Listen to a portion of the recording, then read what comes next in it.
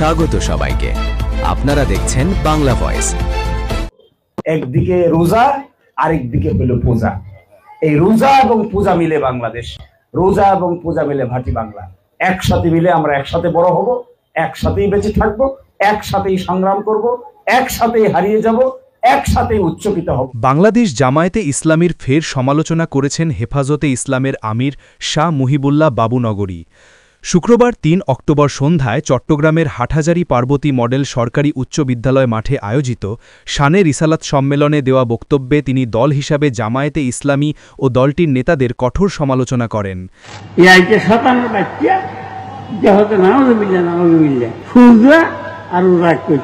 হেফাজত আমির আগামী জাতীয় সংসদ নির্বাচনে জামায়াতে ইসলামীকে ভোট না দেওয়ারও আহ্বান জানান।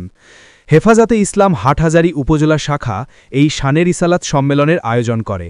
এতে প্রধান অতিথির বক্তব্যে মুহিবুল্লাহ বাবুনগরী বলেন, কুফরি যাতে প্রতিষ্ঠা করতে না পারে সামনের নির্বাচনে ভোট দেওয়া যাবে না। যারা পূজা আর রোজা একই বলে, এগুলো কি ইসলাম? হেফাজতে আমির বলেন, নবী ও রাসূলদের দেখানো সোজা রাস্তায় চলতে হবে, তাহলে দুনিয়া ও আখেরাত ঠিক থাকবে। সাহাবা কেরাম সত্যের মাপকাঠি, তাদের দেখানো রাস্তা সোজা রাস্তা। এর আগেও জামায়াতে ইসলামীর সমালোচনায় সরব হয়েছিলেন হেফাজতের আমির। গত ৪ আগস্ট নাজিরহাট পৌরসভার চৌধুরী সখিনা কমিউনিটি সেন্টারে আয়োজিত এক মতবিনিময় সভায় বাংলাদেশ জামায়াতে ইসলামীকে ভণ্ডদল আখ্যায়িত করেন মুহিবুল্লাহ বাবুনগরী। তিনি বলেন, জামায়াতে ইসলামী একটি ভণ্ড ইসলামী দল, সহি ইসলামী দল নয়। তারা মদিনার ইসলাম নয়, বরং মওদুদির ইসলাম কায়েম করতে চায়। মওদুদির মতাদর্শ অনুসরণ করলে ঈমান থাকবে না। এ সভায় ইসলামী দলগুলোর ঐক্যবদ্ধতার প্রয়োজনীয়তার কথা বললেও জামায়াতের ব্যাপারে কঠোর অবস্থান পুনর্ব্যক্ত করেন হেফাজতের এই শীর্ষ নেতা। বাবুনগরী বলেন, আমরা জামায়াতকে ইসলামী দল মনে করি না।